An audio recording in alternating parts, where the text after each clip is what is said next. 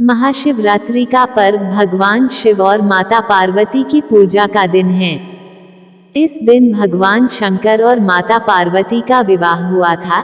तब से इस दिन का शिव भक्तों के लिए बड़ा ही महत्व रहा है। यह तो सभी जानते हैं कि माता पार्वती ने भगवान शिव को अपने पति रूप में पाने के लिए कितने ही कठोर तप किए थे और कितनी ही परीक्षाएं दी थी, तब जाकर उन्हें भगवान शंकर पति रूप में प्राप्त हुए थे। ऐसी ही एक कथा का जिक्र पौराणिक ग्रंथों में मिलता है, जब भगवान शंकर ने मगरमच्छ बनकर माता पार्वती की परीक्षा ली थी। इस कथा को सुनने से आपका मन शांत होगा और भगवान शिव की भक्ति में ध्यान लगेगा। चलिए जानते हैं इस कथा में भगवान शिव ने माता पार्वती की परीक्षा क्यों और कैसे ली। इस कथा को आधा अधूरा छोड़कर जाने की गलती मत करिएगा, क्योंकि इस कथा को आधा अधूरा छोड़ने से आपको भी पाप लग सकता है। इसलिए कथा को पूरा सुने। अगर आप शिव भक्त हैं तो भगवान भोलेनाथ और माता पार्वती का अनादर ना करें। एक समय की बात है, माता पार्वती घोर तप कर रही थी। उनकी भक्ति और तप को देखकर देवताओं ने शिवजी से माता की मनोकामना पूरी करने के लिए कहा था। तब शंकर जी ने पार्वती जी की परीक्षा लेने सप्तऋषियों को भेजा। सप्तऋषियों ने माता के सामने शंकर जी के बारे में बहुत कुछ बोला, उनके सैकड़ों अवगुण गिनाए, परंतु इन सब बातों का पार्वती जी पर कोई प्रभाव नहीं पड़ा। उन्हें दृढ़ निश्चय और संकल्प के साथ तप जारी रखा। जब इस सब से भी बात नहीं बनी तो भगवान शंकर ने खुद परीक्षा लेने की ठानी।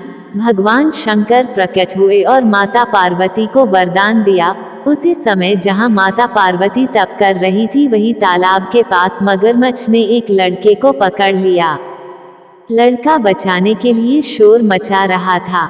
जैसे ही माता को लड़के की आवाज सुनाई दी, वो उस ओर भागी। उन्होंने देखा मगरमच्छ लड़के को तालाब के भीतर खींच रहा था। तभी लड़के ने माता को देखा और लड़के ने देवी से कहा, मेरी ना तो माँ है, न बाप, ना कोई मित्र, माता आप मेरी रक्षा करें। पार्वती जी ने कहा, हे ग्राह, इस लड़के को छोड़ दो। मगरमच्छ बोला, दिन के छठे पहर में जो मुझे मिलता है उसे अपना आहार समझकर स्वीकार करना मेरा नियम है। ब्रह्मदेव ने दिन के छठे पहर इस लड़के को भेजा है, मैं इसे क्यों छोड़ूं? पार्वती जी ने विनती की, तुम इसे छोड़ दो, बदले में तुम्हें जो चाहिए वो मुझसे कहो। मगरमच्छ बोला, एक ही शर्त पर मैं इसे छोड़ सकता हूँ। आपने तप करके महादेव से जो वरदान लिया, यदि उस तप का फल मुझे दे दोगी तो मैं इसे छोड़ दूंगा। पार्वती जी तैयार हो गई। उन्होंने कहा, मैं अपने तप का फल तुम्हें देने को तैयार हूँ, लेकिन तुम इस बालक को छोड़ दो। मगरमच्छ ने समझाया, सोच लो देवी, जोश में आकर संकल्प मत करो।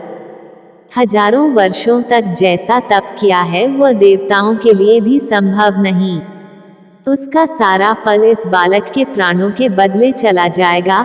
पार्वती जी ने कहा, मेरा निश्चय पक्का है, मैं तुम्हें अपने तप का फल देती हूँ, तुम इसका जीवन दे दो। मगरमच्छ ने पार्वती जी से तपदान करने का संकल्प करवाया। तप का दान होते ही मगरमच्छ का देह तेज से चमकने लगा। मगर बोला, हे पार्वती, देखो तप के प्रभाव से मैं तेजस्वी बन गया हूँ। तुमने जीवन भर की पूंजी एक बच्चे के लिए व्यर्थ कर दी। चाहो तो अपनी भूल सुधारने का एक मौका और दे सकता हूँ। पार्वती जी ने कहा, हे ग्राह, तब तो मैं पुनः कर सकती हूँ, किंतु यदि तुम इस लड़के को निगल जाते तो क्या इसका जीवन वापस मिल जाता? देखते ही देखते वह लड़का अदृश्य हो गया।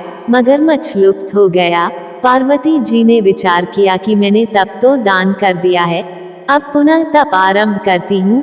माता पार्वती ने फिर से तप करने का संकल्प लिया। यह देख भगवान शिव फिर से प्रकट हुए और उन्होंने पूछा कि देवी, अब आप क्या कर रही हैं? तब माता ने कहा कि मैंने अपने तप का दान कर दिया है, तो अब आपको अपने पति रूप में पाने के लिए मैं फिर से तप करूंगी। जब महादेव ने कहा कि उस बालक और मगरमच्छ के रूप में मैं ही था, आपने अपने तप का दान मुझे ही किया है, मैं तो बस तुम्हारी परीक्षा ले रहा था कि तुम्हारा चित्त प्राणिमात्र में सुख दुख का अनुभव करता है या नहीं, इसलिए अभी तुम्हें पुनः तप करने की आवश्यकता नहीं है। यह सब जानने के बाद देवी ने महादेव को प्रणाम कर प्रसन्न मन से विदा किया।